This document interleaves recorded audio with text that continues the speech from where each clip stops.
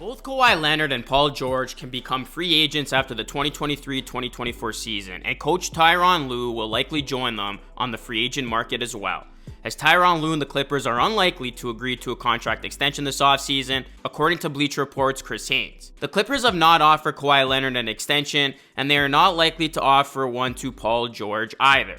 That leaves the Clippers with a last dance-like season ahead of them, where the Clippers have one shot to win it all, or the team gets blown up before moving into their new arena. What's going on, everyone? It's Luka here, back with another video. In this one, I'm going to be taking a look at the Los Angeles Clippers and why this is it for them. This is the Clippers' last chance to win it all and do something with this current group. If you guys are going to be solid favorite, please hit a like on the video. It helps a ton. And please subscribe to the channel for more Clippers and NBA content just like this. The Clippers, of course, made a huge splash back in the summer of 2019, signing Kawhi Leonard as a free agent, and they traded for Paul George in exchange for 5 first-round picks, 2 pick swaps, and Shai Gilgeous-Alexander, who was first-team All-NBA last season. But the super team that the Clippers have built hasn't lived up to the expectations. The Clippers blew a 3-1 lead to the Denver Nuggets in the 2020 bubble playoffs. That was the last time the Clippers had a healthy George and Leonard available in the postseason, and arguably, it was their best chance to win it all. They then replaced Doc Rivers with Tyronn Lue that offseason and reached the Western Conference Finals in 2021 after Leonard tore his ACL. The Clippers lost in the play-in in 2022 and lost to Phoenix in the first round after George and Leonard were both hurt last year. But the Clippers are stuck. They don't control their own draft picks until 2027, so they can't tank for draft position. The team also wants to be competitive in a new arena where they're directly competing with the Los Angeles Lakers. And the injury histories of their stars could limit their trade value. So it appears the Clippers will ride it out for one final season and hope they can finally put it all together and win a championship. I know it's weird to call this the last dance for a team that hasn't won anything in their franchise's existence, but contracts and injuries have led the Clippers to this point, and this is the last chance for this current group to get it done. There's been a lot of rumors, and recently James Harden's name has even surfaced.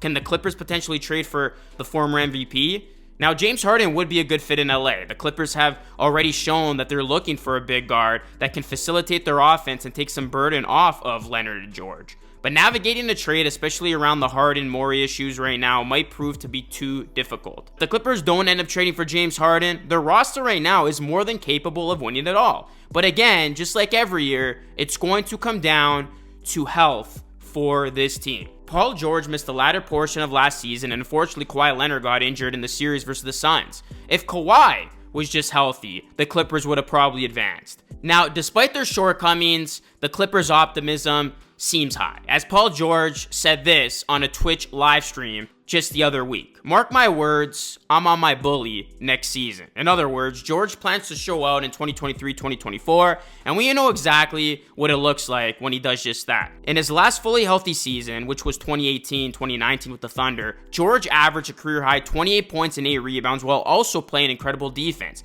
He finished third in MVP voting that season. Even in his time with the Clippers, he's averaged 23 points on good shooting splits. The problem, though, is he and Kawhi Leonard, who joined the Clippers at the same time, haven't been able to play nearly enough, especially together. As a result, the Clippers haven't consistently competed at the level most expected when both of them arrive. And speaking of Kawhi Leonard, he's on pace to be ready for the start of training camp, as Ty Lue told this to the media during a conversation with reporters in Las Vegas. That timeline suggests that Leonard would be ready for the start of the season, and that is terrific news for a Clippers team that has been riddled by injuries in recent seasons. When Leonard is healthy, he's a force, especially in the playoffs. He's undoubtedly one of the greatest playoff performers of this generation. The only players in NBA history better than Leonard in terms of win shares per 48 minutes are Nikola Jokic, LeBron James, George Mikan, and some guy named Michael Jordan. That's the key for the Clippers. They just need this duo on the court, and they just need this duo to be healthy, and they'll have a chance to win. Easier said than done. Overall, there are no more excuses or chances for the Clippers. This is the year they need to deliver. This is the year they need to win, or else they could look a whole lot different next season, and this experiment might officially be over.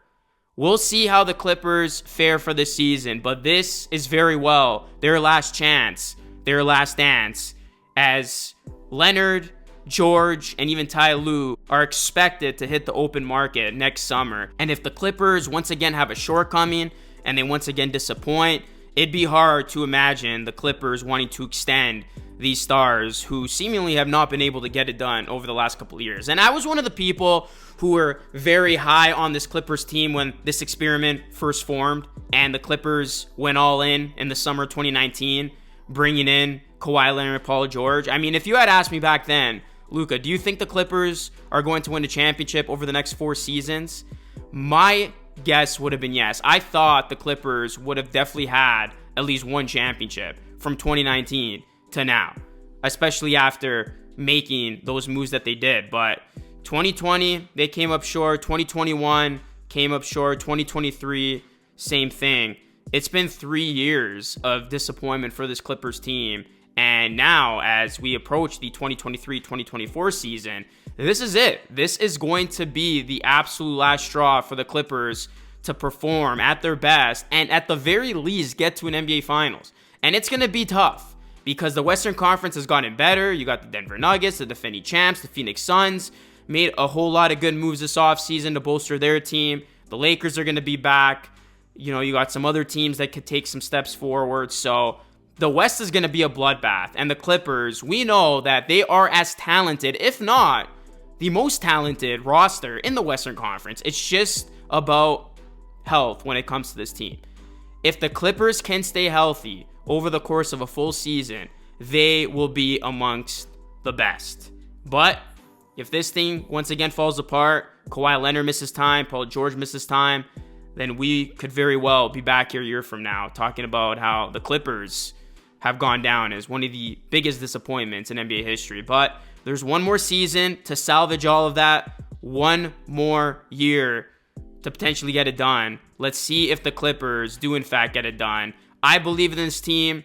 I've picked them to win the championship over the last couple of seasons, and I've been saying the same thing when it comes to them, but I know many fans are frustrated because it's always about if they're healthy, if Kawhi Leonard is out there, if Paul George is out there, if both of those guys are out there at the same time.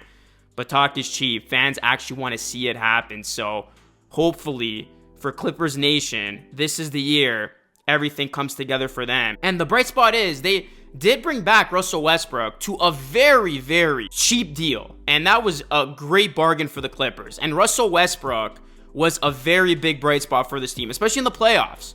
When both stars went down, Westbrook, he gave it his all. He wore his heart on his sleeve, and you got to give a lot of credit to Russell Westbrook because he did show a lot of good things, and he does look like he's a great fit with this Clippers team. So that big three can do a lot of good things together if they're playing on the court at the same time. So we'll see how the Clippers fare this season.